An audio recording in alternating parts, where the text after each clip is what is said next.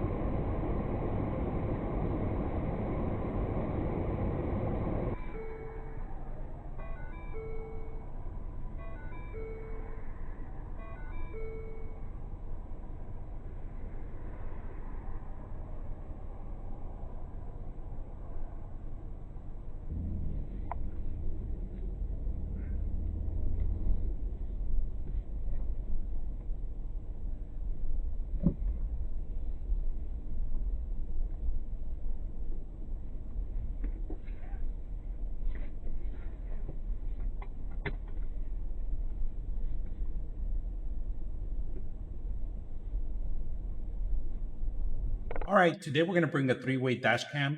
It has a front camera, it has two cameras side by side, if you guys can see, and it has controller with actually a screen too.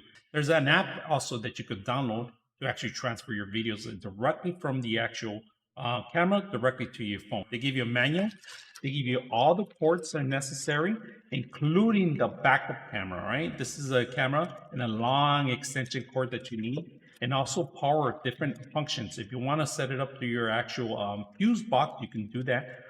They give you the option, which is really good. Besides just the Type-C USB, they also give you that option. Also included a cigarette lighter with the Type-C, and if you guys can see, it's an L-shaped Type-C, so it won't bend or break. It's automatically there. Tools necessary to actually disguise the cable around your actual unit, including with it, they give you a memory card. It's in the system itself, and I'm gonna show you how it is. It's right here. They give you plenty of space. Type-C. You got the line for the actual backup camera.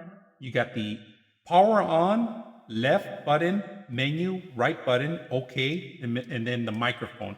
Now, these cameras are great for those that are doing Lyft, carpools, or any kind of things that you want to make sure you capture certain individuals inside the car. Not only yourself, but you can actually capture the side of your car too. In case you're walking out, you can even put two cameras in the front too. So these are actually adjustable, if you guys can see that. They rotate pretty much anywhere you want. So not only your passenger side, but like I said, if you want to have the direction of the actual door or the actual window, you can do that and change and manipulate the actual directions of the actual camera. So we're going to go ahead and set this up. All right, so now that we install the app, we're going to go ahead and connect this. And of course, you can remove the actual plastics and get it ready to go. All right, they give you a couple options. If you can't find the camera through Wi-Fi, they give you actually a 2.4 hertz or 5 hertz. So just to make sure that you're aware before you actually connect to the camera and your phone's compatible. Also, another very important thing that you got to enable the actual Wi-Fi here. So we're going to go back to 5 hertz, all right? We're going to change it 5 hertz, all right? And then we're going to go back up and say close. You have to hit OK. And you have to say open, all right? So we're going to say open, turn on, and then all you got to do is hit OK and go back to menu. Now it says open. Now we're going to be able to see it. Now it's connecting to the camera, and here's the camera actually what we're capturing. So if you want to get your files, you go to your camera files, all right? And in here, it's going to stop recording when you do this, all right? So just to be aware that when you're actually looking at the stuff, so let's go ahead and go to camera files, hit OK.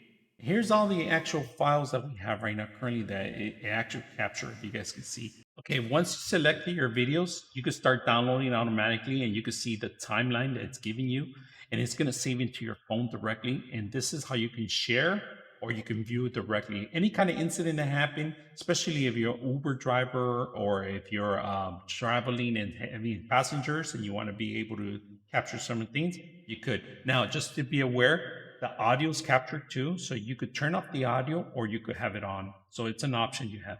Hope you guys enjoy this video.